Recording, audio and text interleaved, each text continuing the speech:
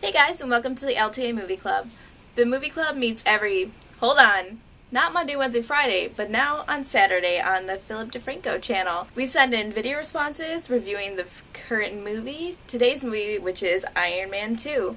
Iron Man 2 is described as, Inventor Tony resists calls by the government to hand over his technology. Meanwhile, Franco has constructed a miniaturized arc reactor. Wow, that's not very descriptive at all. I'm gonna say what pretty much everyone's saying about this movie. It's not as good as the first. But, you know, I think it's still a pretty entertaining movie. There's a couple key things that are wrong with this movie, though. And I'm gonna point out the main one right away. And this happens quite frequently in movies and video games. They introduce this really cool, really awesome villain that you're so excited for this fucking awesome fight that you know is gonna happen at the end. And they build it up, and they build it up, and they build it up, and don't deliver. The final fight in this movie is such a disappointment. You're waiting for this exciting fight between Whiplash and Iron Man, and it never happens.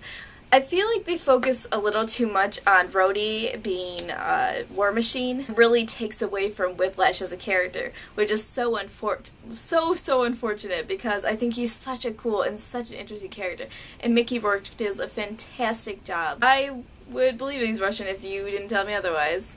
There will be blood in the water and the sharks will come. Best Russian accent ever. Most of the actors in this movie are fantastic. But obviously Robert Downey Jr.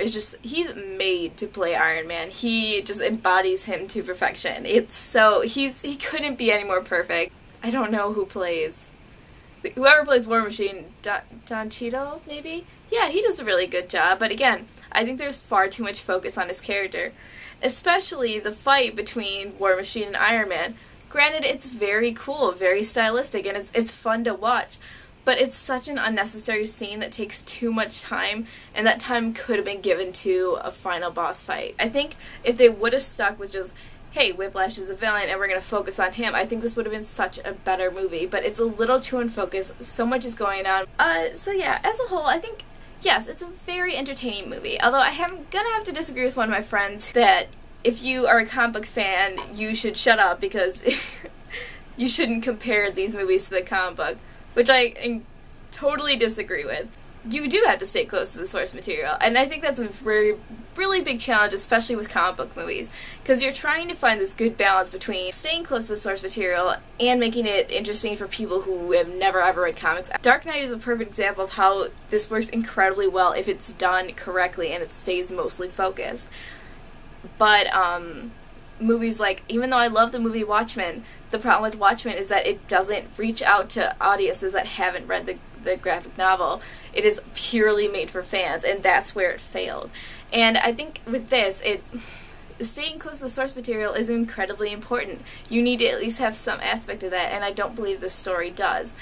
But I don't know, it's the same thing as if they make a book into a movie. You want it to be relatively close. It's the exact same thing, so shut up, Vicky, you're stupid. Would I recommend this movie? Yeah, I would. I would recommend this movie, because it's still fun to watch. It's really action-packed. There's a lot of cool scenes. The CGI is fantastic in this movie. Most of the acting is great, and I would just totally recommend it to most people. The movie we're watching for Monday is... oh shit, I don't even know. I don't know. Annotate somewhere. It's episode 1 of something. Yeah, so watch that. And be sure to leave comments below, making picks for the future. So that's enough about what I thought. What do you think, Movie Club? Gonna try not to go on too big of a rant here, but I'm just gonna say I'm not that big of a fan of Scarlett Johansson. And why is this? Well, I don't know, because she can't fucking act. Maybe that's it. I know, gosh, she has big boobs and a big ass. Oh my god, wow. So does every other bimbo in Hollywood. 90% of women in Hollywood have these assets and can't fucking act. Hi, I'm Scarlett Johansson. You might remember me from such films that I got paid way too much for, because I can't act for shit. It kind of bothers me. Because, you know, I have big boobs. I have a cat suit. And I can't act. You know, pay me a fucking $1 million to be in a movie. Please. If you're just giving shit out like that, I'd like to be paid that much. That would just be great. And I could tell you exactly why she was cast in this movie. I'm sure she didn't even have to audition. But the scene where she's just in a bra, they're just like, oh, you know whose tits we would love to see? Scarlett Johansson. cast. That's it. That's all there is to it. See, it's so appropriate that he's here right now because I'm sure a couple of you are like, hey, why are you wearing a catsuit? Why do you even own a catsuit? That's a little weird. And I will show you. There, doesn't that just explain everything? I'm actually going to leave this on because I forgot I had to say one more thing. The BlogTv show that I've been mentioning, I think I'm going to do it Friday, which is tomorrow, December 2nd, and I'm thinking 4 p.m. Central Time. I figure this gives you guys enough time to like get out of school and work and stuff, but you guys can still go out and stuff.